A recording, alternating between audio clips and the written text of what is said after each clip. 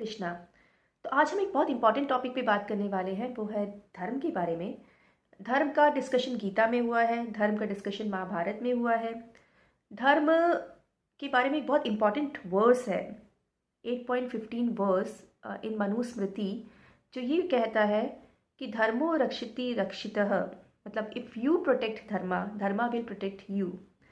तो आज हम इसकी बात क्यों कर रहे हैं? क्योंकि ये समझना ज़रूरी है कि धर्म एक तो आता कहाँ से है, धर्म की जो प्लेस है वो रहता कहाँ पर है। धर्म रहता है हमारे हार्ट में। हमारे हार्ट से कुछ प्योर इंस्ट्रक्शंस आती हैं, हमारे हार्ट से कुछ प्योर आइडियाज़ आते हैं। वो आइडियाज़ ही धर्म में कन्वर्ट हो सकते हैं। अगर हम उन आइडियाज़ को या उन इंस्ट्रक्शंस पर कुछ एक्शंस लेते हैं तो वो आइडियाज़ धर्म में कन्वर्ट हो जाते हैं। तो कुछ करेक्टर्स से हम आइडेंटिफाई करते हैं कि कैसे धर्म और अधर्म के रास्ते पे चला गया पास्ट में। दुर्योधन की बात करते हैं। दुर्योधन ने क्या किया? उसके हार्ट ने 100% उसको कुछ आइडियाज़ दिए होंगे, कुछ इंस्ट्रक्शंस दिए होंगे कि आप पांडवों को कुछ दीजिए, कुछ प्रॉपर्टी दीजिए। अगर आप कुछ भी नहीं दे रहे हैं, because Pandavas mode of goodness को रिप्रेजेंट कर रहे हैं, तो पांडवास को आप इतनी डाउन ट्रोडन कंडीशन में नहीं दिखा सकते कि वो उनके पास कुछ भी नहीं है, they are deprived of everything and they are the cowards, ऐसे आप नहीं दिखा सकते। तो कृष्ण ने ये ऑफर दिया था। हाँ, अगर हम अंदर से कृष्ण की बात नहीं सुन रहे तो बाहर से भी कृष्ण ने ये ऑफर उनको दिया था, दुर्योधन को ये आइडिया दिया था, ये इंस्ट्रक्शन भी दिया था, कुछ भी कह सकते हैं आप। लेकिन दुर्योधन ने उसे आउटराइटली रिजेक्ट किया।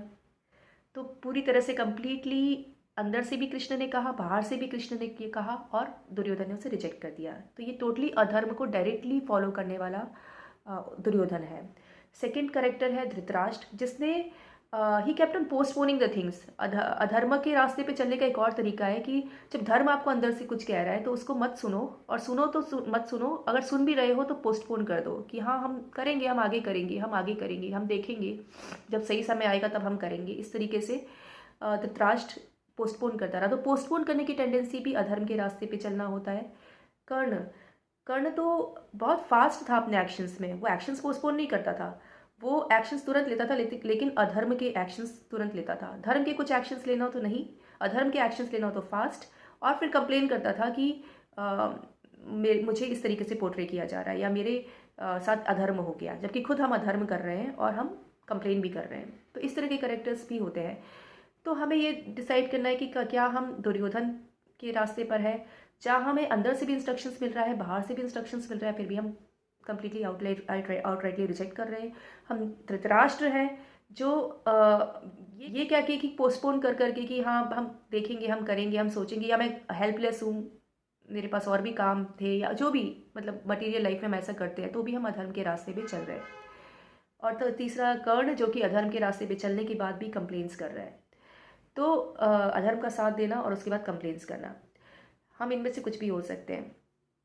और एक और बात मैं धृतराष्ट्र के बारे में लास्ट में कहना चाहूँगी कि धृतराष्ट्र ने लास्ट में विदुर के कहने पर मोक्ष का रास्ता अपनाया ज़रूर, लेकिन उसको ब्रह्म ज्योति में मर्जिंग के अलावा कुछ खास मिला नहीं, क्योंकि वो कृष्ण के हार्ट को नहीं छू पाया था। उसने कृष्ण के अगेंस्ट सारे काम किए थे, उसने कृष्ण को डिसीट करने की कोशिश की थी, कृष्ण को के साथ छल करने की कोशिश की थी। तो वो कृष्ण के धाम में प्रवेश नहीं कर सकता, कृष्ण के हार्ट में प्रवेश करना पड़ता है पहले, फिर हम उनके धाम में प्रवेश करते हैं। तो इस चीज़ों पे हमें थोड़ा ध्यान देना चाहिए और थोड़ा मनन करना चाहिए। We have to think about all these points. Hare Krishna.